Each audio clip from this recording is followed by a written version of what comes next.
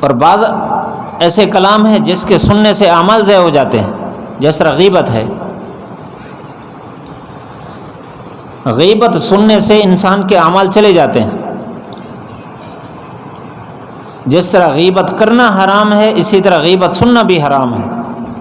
اور افسوس یہ ہے کہ ہمارے معاشرے میں اس کی جو ہلاکت ہے اس کی اہمیت نہیں ہے، اس کا جو نقصان ہے اس کی اہمیت دلوں میں نہیں ہے۔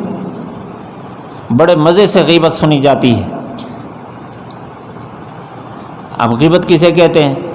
غیبت کہتے ہیں کسی مسلمان بھائی یا بہن،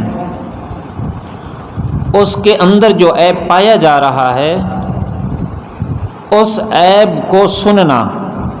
کوئی آدمی عیب بیان کر رہا ہے، اس کو سننا یا وہ عیب بیان کرنا،